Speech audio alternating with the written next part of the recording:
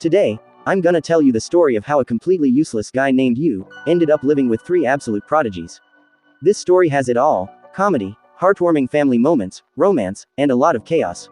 So sit back, relax, and let's dive into the world of Seika Academy, a school full of geniuses, and one boy who isn't. Seika Academy, a school where only the most talented and gifted students are allowed. Everyone here is special, everyone except one, Yu Ayase. He's just transferred in, and from day one, his life is a mess. In the karate club, he's getting absolutely destroyed. His senior screams at him, "You're so weak, how can you be the son of Subaru Ayase, the legendary actress?"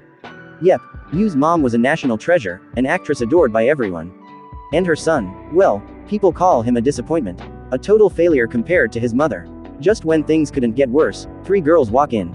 The entire room freezes, everyone whispers, it's the three royals. The first one, Kazuki, is a genius actress. The second, Miwa, a prodigy in the game of shogi. And the third, Niko, the undefeated karate champion. They're beautiful, confident, and perfect, everything Yu isn't. The three girls look at Yu with disgust and say he's unwelcome in this school. And surprisingly, Yu agrees, quietly deciding to leave. But before he goes, Niko says coldly, "Fine, but clean the dojo before you leave." Hours later, when Niko returns to train, she's stunned, the entire dojo is shining like new. Not a single speck of dust. Looks like this useless guy isn't that useless after all. That night, Yu opens a letter his late mother left him before her passing.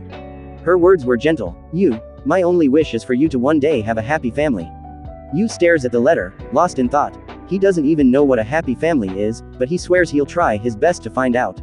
Later, Yu arrives at Mikadono's mansion, his late mother's old friend and a famous producer. Yu's supposed to live there from now on. He steps inside. The lights are off. The house is huge, elegant, but silent. He takes a deep breath and starts unpacking his bag. And suddenly, bam, the lights turn on. A girl in a towel screams, "A burglar." Yu panics, wait, I'm not a burglar." But when he looks closer, he realizes, it's Niko. Yep, that Niko, the karate queen. And she's in nothing but a towel. She yells at him, trips, and falls to the floor. Yu can't help but laugh. So even prodigies fall on their butt sometimes. Embarrassed, Niko blushes furiously. Then Yu gently covers her with a towel and starts drying her hair. To his surprise, she doesn't resist. "Fine, dry me properly." Moments later, two more girls walk in, Kazuki and Miwa. They all stare at Yu like they've seen a ghost. And then comes the twist. All three girls live here. They're Mikadono's daughters, which means Yu is now living with the three royals. Yu thinks it's destiny, a chance to finally make his mother's wish come true and build a family. But there's one tiny problem. The house is a total disaster. Trash everywhere, laundry mountains, messy floors, a complete pigsty. When Yu starts cleaning, the girls freak out like someone discovered their biggest secret. Each one blames the other for the mess. But in the end, Yu single-handedly cleans the entire hall until it sparkles. The girls can't believe their eyes. Yu smiles and says softly, "I can do this anytime you want." The way he says it, even Niko blushes. The next morning, Yu wakes up early. He finds Niko in her private dojo, punching and splitting tiles. Miwa is arguing with her shogi AI, and Kazuki is in the kitchen mixing mysterious green potions for her beauty routine. When Yu makes breakfast, Niko frowns. This meal is unbalanced. Too many carbs, not enough vitamins. "I won't eat it." She leaves, but Yu isn't discouraged. He decides to study how to make proper meals for athletes. Days later, he prepares a perfectly balanced meal. When Niko sees it, she's stunned. Yu calmly explains every detail. It has the right amount of protein, vitamins, and fiber. Niko blushes and says quietly, "Fine, I'll eat it." One victory down. Then Miwa sneaks in for a taste. Yu explains the nutrition again, and she also gives in. Now both Niko and Miwa are hooked on Yu's food. Only Kazuki is left, and she refuses to eat anything made by him. But one day, she faints from fatigue. Yu makes her porridge, but she throws it out again, calling herself pathetic for becoming ill. Still, Yu doesn't give up. He learns her acting play is coming up and offers to be her practice partner. Kazuki agrees, but quickly regrets it. Yu's acting is horrible. She throws him out, again, and again. But late one night, Kazuki wakes up and sees Yu practicing alone, rehearsing lines to get better for her. She smiles quietly. Next day, she finally says, "All right kid, I'll eat your cooking. But no carrots." The other two sisters are shocked seeing Kazuki eat his food. And just like that, Yu has tamed all three royals. One night, Yu watches a TV drama, a scene where a couple promises to make a happy family together. He tears up quietly, because on TV one of the actor inside is his mom. The girls walk in and see him crying. They think he's just missing his mom, but Yu says softly, "I'm trying to build a happy family, with you all." And that's when they totally misunderstand. Because right at that moment, on the TV, the couple confesses their love and kisses. Now all three sisters are red-faced, imagining Yu proposing to them. They storm off to their rooms in embarrassment. The next morning, Niko's in the bath, thinking about Yu's words. Then she hears a scream, "You forgot to buy bread." She rushes out still in a towel, and Yu yells, "Hey, don't walk around like that." Her face turns red instantly. Miwa catches her blushing and starts teasing her. Ooh, someone's flustered. Then Miwa and Yu accidentally touch hands, now she's blushing too. Niko teases her back, and soon both are fighting like crazy. Kazuki shows up, sighing. "Can you two act like adults?" Yu innocently thanks Kazuki for helping him reach a high shelf, very romantically, and now she's blushing too. All three sisters are red-faced and confused while Yu stands there like, "Huh, what did I do?" While cleaning, Yu finds an old photo of the sisters laughing together as kids. He wonders, how did they go from these happy girls to the people they are now? He wants to recreate that memory. But before he can, the sisters leave, Kazuki for her play, Niko for her tournament, and Miwa for her shogi prelims. Yu sighs, sad they're drifting apart again. Then he checks their travel schedules, and gets an idea. He books their rooms in the same hotel, and secretly plans to take them to the same cherry blossom festival from their childhood photo. When the girls find out they're all in the same hotel room, they freak out. But eventually, they agree to stay. At the festival, each girl wears a kimono. Kazuki looks like a goddess, Miwa looks adorable, and Niko stuns everyone.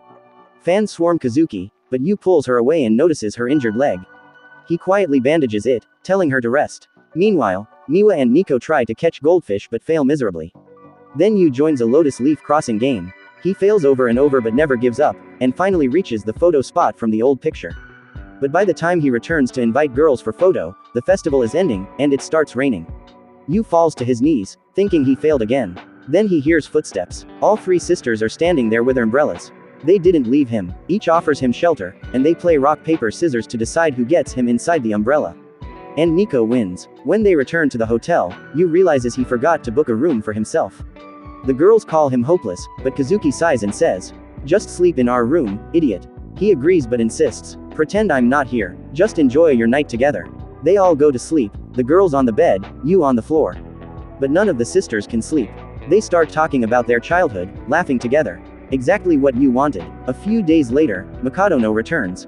The air turns cold. The girls stand straight, speaking like robots while reporting their achievements. No smiles. No warmth. Yu tells Mikadono they recently went to a festival, but when Mikadono learns it was Yu's idea, he explodes in anger. "You have no achievements, no talent. You don't belong here." Yu stays silent. But then, something amazing happens. The three sisters step forward and defend him. He might not be talented, but he's our supporter. Because of him, we can rest, eat, and smile again. For the first time, they call him by his name, Yu. But after Mikadono leaves, the atmosphere is gloomy. The girls return to their lonely routines. Yu eats alone every day. Niko eats convenience food, Kazuki drinks her weird juice, and Miwa munches sweets while gaming. But none of it tastes right. Then one afternoon, they open their lunch boxes, and freeze. It's Yu's cooking. He secretly made them bento boxes. Niko smiles softly. "My heart's so full, I can't eat another bite." They realize how much they missed him. That evening, they return home, and Yu is there, smiling. "Welcome back." Their hearts melt again. One night, while helping Yu in the kitchen, Kazuki notices his fingers covered in bandages. He laughs it off. "I just cut myself while cooking." Then, being the clumsy guy he is, Yu slips, falls, and ends up accidentally kissing Kazuki. He jumps up, panicking, I'm sorry." Kazuki stays calm, saying, "It's just an accident, it doesn't count." But later, she can't stop thinking about it. Even a kissing scene on TV makes her shut it off immediately.